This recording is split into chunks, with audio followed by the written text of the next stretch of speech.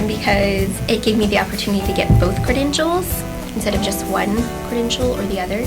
And after working with all of the different populations within special ed, I wasn't sure whether or not I wanted to work with mild to moderate or with moderate to severe, and this program allowed me to be available to work with both. There are some amazing general education teachers out there for sure,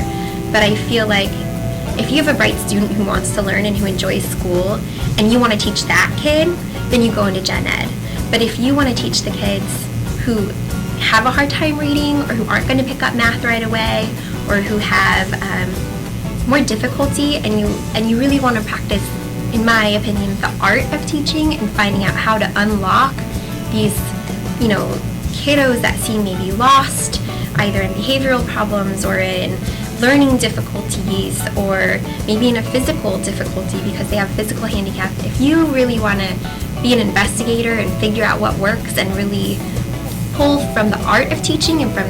very skill-based, strategy, research-based teaching methods, I think special education is where you get to really do that, and you really get to be more creative and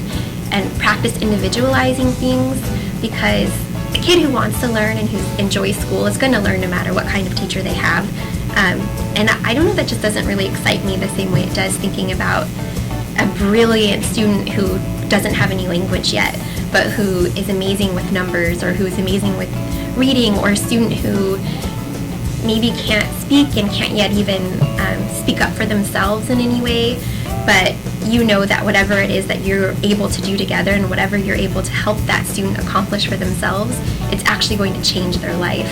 And it's not because any teacher could have stood up there and done that, but it's because you worked with that student. Before coming to the program, I had a lot of experience in the classrooms already as a paraprofessional or a teacher's aide and as a behavior therapist, and I really appreciated that this program didn't sugarcoat things.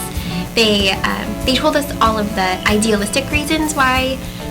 being a teacher is fantastic and it's meaningful, but they've also, I feel like, really prepared us for the realities of being in the classroom and of dealing with colleagues and dealing with difficult students or difficult parents,